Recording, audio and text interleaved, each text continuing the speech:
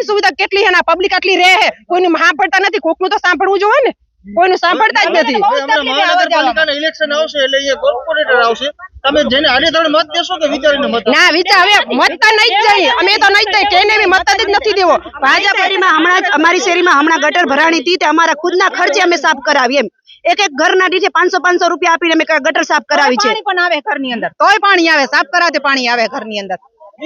કયો વિસ્તાર છે? સહારાનગર, સહારાનગર। વર્ધમાન નગર, ગળપાદર, સહારાનગર। અમે ભરત મીરાણીને બી ફોન કર્યા હતા, એમણે કરણભાઈનો નંબર આપ્યો હતો, પેલા નગરપાલિકાના છે ને કોઈ સદસ્ય, એમણે કરણભાઈને નંબર આપ્યો હતો। કરણભાઈ થી વાત થઈ, કરણભાઈને વિડીયો મોકલ્યા, હજી સુધી કોઈ જોવા આવ્યું નથી। 8 મહિના થયા આ વસ્તુને। જી, મહાનગરપાલિકામાં તો હમણાં તમારું કામ થયું, એના પહેલા સરપંચ શું કહેતા હતા? સરપંચ એમ જ કહેતા હતા કે થઈ જશે, પણ કાંઈ થતું નથી।